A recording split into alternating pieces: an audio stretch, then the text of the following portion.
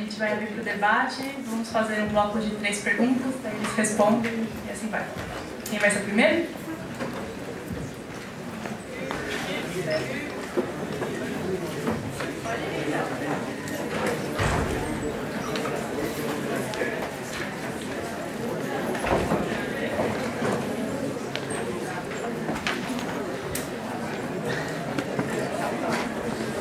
Boa noite, meu nome é Lara.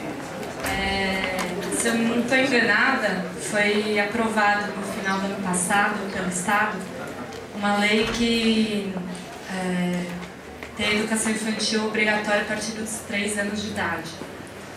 E partindo da fala do Maurício, de que ele diz que o Benjamin fala que a criança é um ser inteligente e sensível, né? E que expressa o sagrado que o mundo do adulto não consegue superar, queria que vocês comentassem um pouco essa escolarização da educação infantil cada vez mais cedo. Próximo.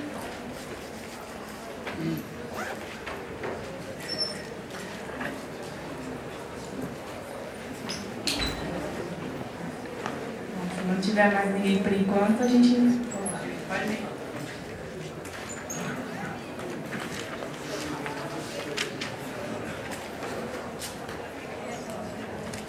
Meu nome é Robson. Eu queria perguntar para o professor Zé Sérgio. Então, as palavras tradição e autoridade foram citadas relacionadas à obra de Hannah Arendt, também do próprio Benjamin. Eu gostaria de partir de um vínculo dessas palavras com a noção de cultura das humanidades. A cultura das humanidades é uma referência que começa a se deteriorar, digamos assim, já a partir da ascensão da ciência moderna, a partir do início da modernidade, e esse processo se aguça até chegar no século XX, onde há, como o senhor bem descreveu, uma ruptura entre a experiência e a linguagem. Então, essa perda do vínculo da linguagem e da experiência, e ao mesmo tempo em que havia, de todo modo, uma rede institucional, uma cultura institucional estabelecida vinculada à cultura das humanidades, gera diversos tipos de reação. Uma delas é de Hannah Arendt, já tematizando outras modalidades de reação que ela verificava naquele momento. Mas eu queria destacar aqui uma certa reação conservadora, eu diria, que tenta criar bastiões de resistência da cultura das humanidades, pensando inclusive que é possível que ela sobreviva a partir de castas intelectuais que se responsabilizariam pela manutenção dessa tradição e pela ideia da autoridade como estando intrinsecamente vinculada à educação. Eu queria perguntar, então, nesse contexto, e pensando numa situação mais próxima de nós, que para nós a cultura das humanidades é hoje praticamente algo desaparecido, eu queria lembrar que nos parâmetros curriculares do ensino médio, por exemplo, a literatura foi praticamente abolida, no meu entender, e substituída por uma palavra pomposa, né? Competências, códigos, suas tecnologias, linguagens, códigos, suas tecnologias. Então, a cultura das humanidades hoje, se existe, ela é praticamente um fantasma curricular, né? Na vida escolar que a gente tem hoje. Alguns professores têm uma certa reverência meio que ritual em relação aos clássicos da literatura, mas isso praticamente não é trabalhado na sala de aula, e quando não da forma correta, há uma dificuldade aí de vincular as referências literárias à experiência de vida dos alunos, etc. Então, a minha pergunta é se essa condição que eu poderia chamar de deformada, essa condição praticamente derisória da cultura das humanidades na vida escolar hoje, ela é um problema para você, e que tipo de encaminhamento, a partir da discussão estabelecida aqui, se poderia dar uma questão como essa? A última do bloco.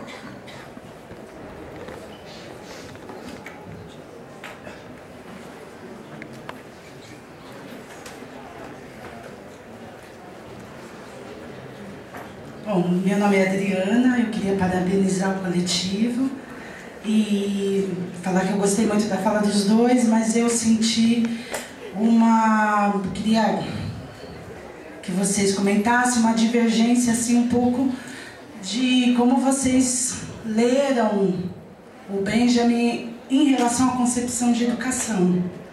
De que na fala do professor Maurício, quando ele fala que não era como se fosse um tema menor ou correlato, e ele coloca a questão do jogo, da brincadeira, eu queria que vocês comentassem um pouco como que vocês fizeram essa leitura de como a concepção de educação aparece para fora dos textos pedagógicos que são mais ligados a uma certa instrução, uma educação mais formal.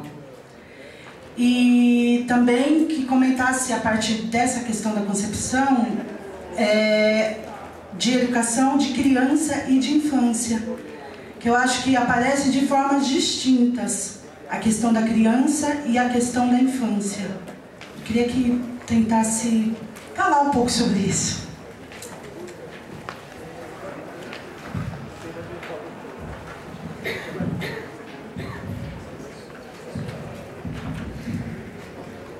Bom, em relação à questão da Lara, que tem uma relação só indireta, né, com a questão do Walter Benjamin, então eu vou expressar uma opinião em relação ao problema, né, mais do que comentar do pensamento de Benjamin. O nosso pensamento educacional, bastante impregnado pelo romantismo, do ponto de vista filosófico, costuma ver em qualquer ação educativa muito claramente orientada a algo indesejável, né? Basta ver os termos que a gente usa, por exemplo, para a própria educação infantil, né? A ideia de, por exemplo, de um jardim da infância, né? O jardim da infância pressupõe que a criança adequadamente cuidada e regada, nela floresceria o cidadão mais ou menos da mesma forma por meio do qual a maçã floresce da macieira. Eu discordo frontalmente dessa visão, né?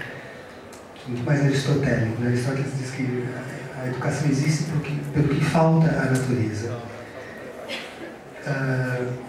No caso da educação escolar, em particular, me parece que a educação infantil é bastante dispensável para os filhos intelectuais, né? Ela é absolutamente crucial para a maior parte da população brasileira que não tem um único livro dentro de casa. Então, a minha filha, que também tem hoje 3 anos, desde 1 ano de idade manipula livros, sabe como os livros passam as páginas, conhece as histórias, é capaz de ouvir e reproduzir aquelas histórias. E para ela, de fato, a educação infantil seria irrelevante se não fosse uma boa forma de interação social. Outro é o quadro para filhos daqueles pais que não têm um único livro na escola, em casa. Talvez o livro da escola infantil seja o único livro com o qual essa criança tenha contato. A educação infantil, eu não sou favorável à obrigatoriedade da educação infantil, mas à universalização da oferta. A educação infantil é das medidas que tem maior impacto, certo, no desempenho lá para frente na educação fundamental. Então, sempre quando eu leio essa ideia de uma sociedade sem escolas, elite, etc., eu falo, então, bárbaro, genial para filho de classe média intelectualizada. Filho de trabalhador precisa de escola, quer escola, essa escola que está aí, mesmo muito dinheiro. Porque a única chance, por exemplo, vou começar com uma coisa simples, né? Em geral, em todos os programas da escola, é o único espaço em que esse menino não resolve conflito na porrada. Vou começar daí, né? A gente pouco se dá conta disso, né? Não é à toa que a boa parte da classe trabalhadora gosta da escola, aprova a escola, e eu sempre digo, vá lá e retire a escola dentro para você ver qual é a reação, né? As críticas da escola são fundamentalmente críticas da classe média, né? E que fazem sentido, né? Porque para a gente é isso, né? O grande problema é quando a gente esvazia a oportunidade que certos segmentos da sociedade têm de ter contato com a literatura, com as humanidades, né? Então, os meus filhos poderão ter. Você percebe? Então a gente esvazia a possibilidade de quem mais precisa. Portanto, eu sou amplamente favorável à universalização da oferta de educação infantil, embora não favorável à sua obrigatoriedade. Se mais não fosse também, porque a maior parte dos filhos da classe trabalhadora não tem com quem ficar aos 3 anos de idade. Então, na verdade, essa é uma política... Eu não sou favorável a essa política pública que coloca a criança de 5 anos ou de 6 anos na escola fundamental. Mas na oferta de educação infantil universalizada, eu sou absolutamente favorável. A questão do Robson, então, enfim, ela é uma questão por demais complexa, Robson. Eu só vou poder expulsar algumas questões, né? Em primeiro, tentar deixar claro que o conceito de tradição é vinculado, me parece que é tanto em Arendt quanto em Benjamin, não diretamente ao passado, mas à autoridade que o passado tem sobre o presente, né? Então, a tradição significa que o passado exerce no presente força de autoridade, né? E a autoridade, por outro lado, significa em alguma medida que, por exemplo, a Arendt define com muita clareza a autoridade por oposição à coerção e à persuasão. Por que a coerção?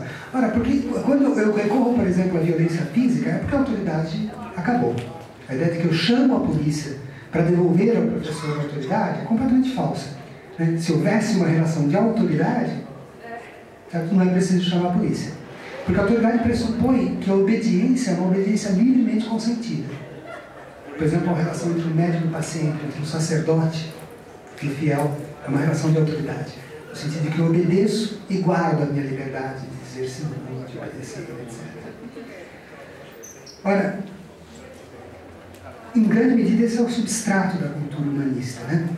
Eu acho que a grande experiência da ideia de do humanitas, né? A ideia fundamentalmente do Renascimento, da educação do Renascimento, é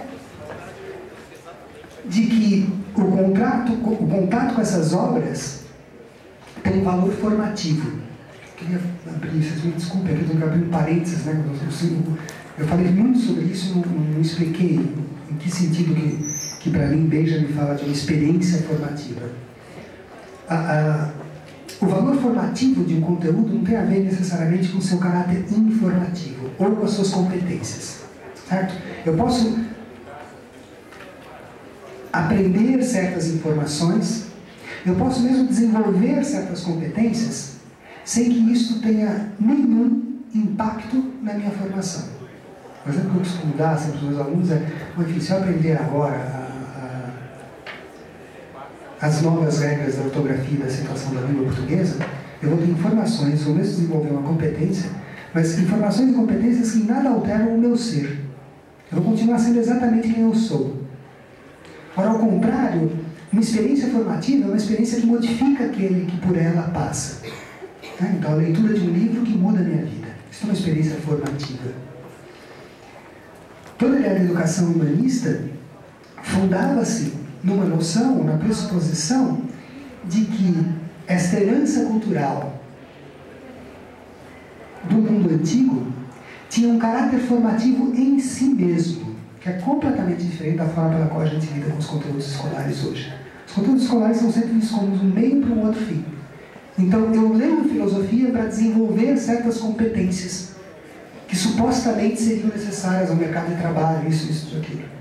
Então, a poesia não é algo que me forme, uma experiência formativa. Ela é algo que tem um valor de troca no mercado de trabalho. Daí porque, vou lembrar o que você falou, né? Ciências humanas e as suas tecnologias. Né? Ou seja, o ponto é que trata-se, portanto, não de algo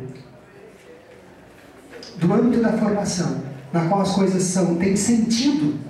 Lembra, esse sentido é algo, a gente faz uma coisa que tem sentido, significa, a gente faz em nome de algo, mas elas têm finalidade para outra coisa. Certo? Então é irrelevante se o conteúdo é o mesmo. Eu posso pegar o programa humanista e aplicá-lo na escola hoje, entre aspas. O grande problema é que, como é que eu me relaciono com isso? Né? Os parâmetros curriculares, por exemplo, no âmbito da filosofia, chegam a dizer, em estrito senso, que o que os administradores de outrora não percebiam é que a cultura humanística é hoje uma necessidade do mercado. Mas você percebe, se eu leio Shakespeare porque o mercado precisa, tanto faz, eu deixei qualquer outra coisa, porque não meio para um outro fim. Toda a ideia de cultura humanista pressupunha que o contato com aquela fonte de cultura tem um valor formativo. Ponto. Olha, esse valor formativo em alguma medida acolhe a indeterminação. Eu não sei o que será daquele aluno. Toda santa vez que o discurso pedagógico começa com garantir o desenvolvimento de capacidades, ele pressupõe que ele é capaz de controlar o efeito formativo de um conteúdo qualquer. E nesse sentido destrói qualquer ideal de cultura humanista. Por último, a divergência que você fala, enfim, nós abordamos Benjamins de momentos completamente diferentes. Benjamin nos anos 20 é uma história, nos anos 30 é outra.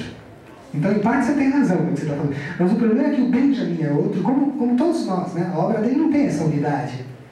O que ele fala sobre experiência neste livro, né? A gente até comentava isso, é completamente diferente do que ele fala sobre experiência 10 ou 20 anos depois. Então, em parte, é porque nós focalizamos momentos distintos, né?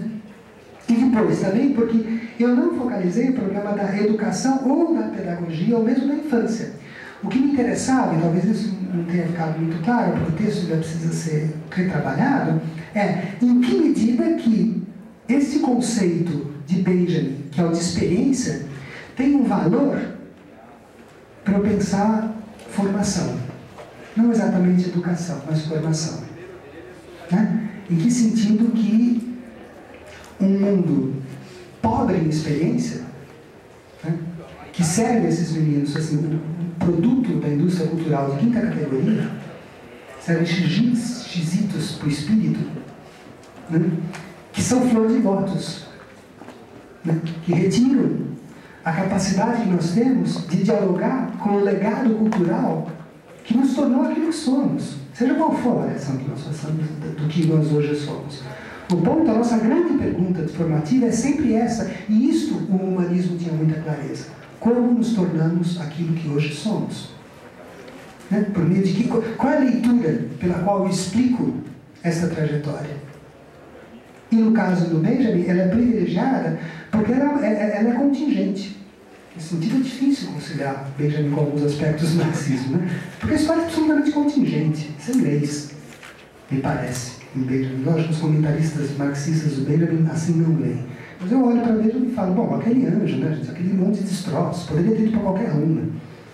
A história é absolutamente contingente. Então, por isso, essa ideia de Benjamin, um colecionador, de que, em face do passado, eu recolho pedaços, fragmentos. Né? Veja, o colecionador faz o quê? Né? Eu recolho um objeto, retiro ele do seu contexto de uso, e ele passa a ter um valor que não é mais um meio. Né? Um botão deixa de ser um botão que tem um valor de uso ou troca, para ser um objeto que tem um valor em si mesmo. Para o colecionador, o botão tem um valor em si. Claro, hoje também já tem valor de troca, porque coleção vale tanto no mercado. Mas se eu retiro esse acidente do percurso, ora, o Benjamin é isto. Ele vai para o passado, vai recolher coisas que têm valor, ponto. Porque é o que nos resta. Certo? Se a tradição já não se impõe mais com o peso que se impunha, né? Quer dizer, para o renascentista, é claro. Aí, uma outra questão fundamental, Robson, perdão, eu fecho isso. Quer dizer, é interessante, né? No projeto educativo do renascimento humanista, a cultura clássica é a cultura acessível a todos. Assim, em Florença, século XV, todo mundo conhecia, Michelangelo tinha capacidade de discutir a sua obra. Você percebe? Não é um projeto educativo restrito do elite. É da formação desse cidadão. É constitutivo do pertencimento a essa cidade, Florença, Siena, seja lá onde for, né, as grandes cidades do Renascimento italiano, participar disso. Sem isso, eu não sou um cidadão. Claro que não estou falando de todo mundo, das mulheres, etc. Mas o ponto é, ele não é uma cultura de uma elite. Né? O que a gente está fazendo, num certo sentido, distorce completamente. Né? Da criança, da infância, não tem condição de... Esse é. Começando pela questão da Adriana, eu acho que, e só completando na verdade, porque eu concordo com o Zé Sérgio, o Benjamin é um autor que permite muitas isso é enfim, papo furado falar assim, mas é verdade. Qualquer autor permite muitas leituras, é evidente, mas há autores que têm tradições críticas mais consolidadas, né? E que isto traz uma certa herança de reflexão, enfim, uma fortuna crítica que pesa muito sobre nós. No Benjamin, essa fortuna crítica ela é muito... ela é múltipla. Né? Tanto os leitores mais marxistas do Benjamin vão se interessar pelas questões do materialismo histórico, quanto alguns outros leitores, alguns outros críticos do Benjamin vão investigar esse Benjamin que eu, na verdade, trouxe aqui. Foi uma escolha, foi um recorte. Na verdade, quando eu estava pensando no que colocar em discussão, o caminho tradicional seria eu recuperar os conceitos sobre a história, o texto, e a partir dele fazer as possíveis aferições, enfim, as reflexões sobre isso. E como eu já sabia que esse seminário já é o 4º encontro sobre Benjamin, e tem verdadeiros especialistas no Benjamin aqui, eu escolhi uma opção marota nesse sentido, para não ficarem comparando o que pensa este que vos fala com a Jean-Marie Gabinan, né, sobre narração e memória e tal, né, não entro nessa conversa. Por outro lado, eu achei que nesses textos do Benjamin há um programa de história cultural, e aí é uma coisa que me interessa como profissional, embora eu concorde com o Zé Sérgio que não é só aos historiadores que cabe recuperar as centelhas de utopia do passado, evidente, né, o educador também está lá, mas eu acho que aí há um programa que na verdade é preciso ler os outros textos do Benjamin, por exemplo, os textos clássicos sobre Paris, sobre Baudelaire, para entender a amplitude do programa de história que ele propõe, do programa de pensar os objetos da história, os produtos e as obras da história, os produtos e as obras culturais, como elementos fundamentais para entender o mundo presente e pensar um projeto revolucionário. Nesse sentido, eu acho que o Benjamin tem lá a crença no marxismo messiânico. Vocês veem como eu estou sambando miudinho para falar de um Benjamin que é, ao mesmo tempo, marxista e, ao mesmo tempo, crente, no sentido amplo da palavra. Pode falar. Pode falar. É que eu acho que ele é um transgressor já de pensar a criança no período histórico que ele estava, mas não é um tema menor. Entendi. Então, eu digo tema menor porque qual era a minha preocupação? Há hoje constituído, em termos de pesquisa acadêmica, campos de trabalho. Era nesse sentido que eu penso que assim, o tema educação, como campo de pesquisa, ele é relativamente restrito. Quando a gente pensa em educação e cultura como parte dos processos sociais, aí a gente se amplia para um mundo de práticas, significações, simbolismos, que é muito amplo. Mas tanto educação quanto cultura, se você não faz esse recorte, a gente acaba transformando uma dessas duas palavras, ou ambas, simplesmente na experiência humana. E aí, nesse sentido, tudo bem, o Benjamin traria muitas reflexões, mas como campo de pesquisa, você precisa fazer, tanto ele quanto eu, a gente teve que fazer uma aproximação entre o tema do texto, entre a reflexão dele e aquilo que a gente entende que seria uma reflexão produtiva, produtiva é feio no caso do Benjamin, né? Uma reflexão importante, enfim, significativa, né? Conhecimentos significativos. Isso tem por todos os objetivos, gente, quando vocês estiverem escrevendo objetivos educacionais, conhecimento significativo tem que pôr. Mas agora falando sério, é conhecimento significativo isso. E eu acho que ele não trata da infância, ou eu não me preocupei com a infância, porque a construção da infância, a construção histórica do conceito, precisaria ser recuperada aqui para a gente falar de Benjamin pensando na infância nos anos 20. Não era um tema a ser construído como é para a gente um tema hoje. Do mesmo jeito que a adolescência não existia. Aliás, não existia, nem na nossa geração não existia muito esse negócio de adolescência. Você era criança e virava jovem. E ganhava carteira de trabalho e vai lá trabalhar, porque já tem idade, 14 anos, já é uma idade para você começar a ajudar no sustento da casa. Esse princípio geral se transformou, como se transformou as várias concepções etárias em que a gente vive. Então eu acho que discutir infância no Benjamin seria um programa de pesquisa mesmo, seria outra coisa. Porque eu não vi nenhuma reflexão dele sobre o tema da infância. E sobre a escola lá, fez uma pergunta que eu acho que é bem provocativa, porque é para dizer, bom, se o mundo criativo das crianças é tão bacana, por que a gente vai pôr eles na escola e acabar com esse mundo criativo? Mas eu concordo com o Zé Sérgio, a escola não é necessariamente um lugar onde a gente precisa destruir o mundo criativo. Nós estamos aqui para fazer um outro programa do campo escolar. E eu tenho uma crença, eu uso a palavra crença de propósito, porque eu não tenho pesquisa ainda sobre isso, de que a aproximação entre o mundo não escolar, o que a gente chama de educação não formal, e a educação formal é muito maior do que pressupõe os nossos programas políticos por uma educação libertadora.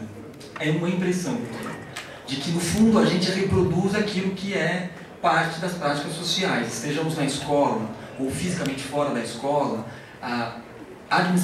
administrativamente fora da escola, a gente ainda continua a reproduzir aquilo que a gente conhece como educação, que é uma educação de perfil escolarizado. Então, também pensar que, bom, a criança está fora da escola e por isso ela está vivendo um mundo de liberdade e criação nos ambientes sociais ou mesmo em práticas não formais de educação, campinho de futebol, sei lá, a quadra, só penso nisso, né? A quadra, de futebol, a casa dos amigos, sei lá, né? Esses lugares onde as crianças podem frequentar, a rua, né? Além de ser uma utopia um pouco maneta no mundo de hoje, porque não tem mais campinho de futebol, a rua está perigosa, aquela coisa toda, né? A gente não pode acreditar que aí tem um lugar de florescimento da liberdade. E pensando em Benjamin, na verdade não tem florescimento nenhum. A desgraça é total, gente. Assim, a tragédia é grande e nós temos que encontrar alguma luz pequenininha para nos amarrar, porque senão a gente não vai ter esperança. Esse é o tom dos textos, e quanto mais velho ele fica, menor a luz aparece, né? Mais desesperada essa luz aparece. Então eu acho que é isso, assim, tanto na escola quanto fora dela, encontrar esse mundo de criatividade e de liberdade é sempre uma ilha, né? Um arquipélago de muita opressão, violência e destruição da experiência possível, né? Da experiência compartilhada. É isso.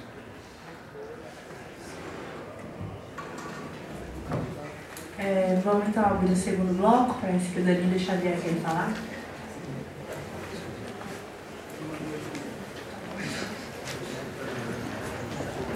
Sendo avançado da hora, você... Boa noite, Xavier. Eu vou exagerar na recombinação e na caricatura, porque na verdade é para pensar a partir do Benjamin. Acho que até uma das ideias nossas, enquanto coletivo, foi pôr o tema da educação, porque a gente pensa enquanto o educador atual, o educador futuro, e também porque justamente isso, é o que o Benjamin também nos ajuda a pensar, né? Até para levar em conta a brincadeira que o Franklin Leopoldo de Silva, professor da filosofia, sempre faz, de que se a gente levar a sério a corrente das coisas, o futuro já chegou, então não tem mais nada a esperar, a expectativa. É muito frequente, a imagem mais frequente dos profissionais da educação é de que a sala de aula é um cenário de guerra entre professores e alunos. É lógico que eu estou exagerando, mas é uma fala bastante frequente também, com todos os seus exageros. Tendo em vista isso, a sala de professores é povoada de vozes emudecidas hoje?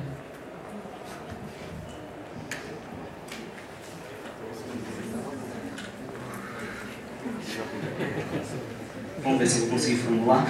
São duas perguntas, uma para o Zé Sérgio.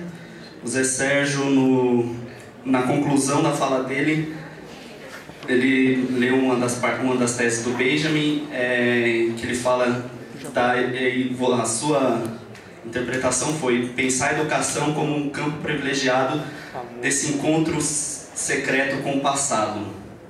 E nesse campo secreto você falou, é um campo onde a gente pode jogar algum tipo de luz, você falou em luzes, e aí eu queria pensar um pouco, digamos, pegar um pouco no pé dessa palavra luzes, justamente porque essa ideia de luzes, quando a gente está pensando na filosofia iluminista, no progresso, no otimismo histórico que o Benjamin estava criticando na época.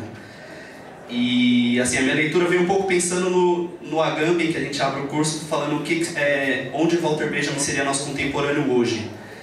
E quando o Agamben está pensando o que é o contemporâneo, ele está pensando em pensadores onde... não em pensadores que nos mostrariam as luzes, porque ele está fazendo uma crítica também a esse otimismo histórico, mas captar um pensamento que não nos mostram as luzes, mas sim as escuridões dos tempos contemporâneos. Em que medida, acho que a gente não tem não é derrotismo, não é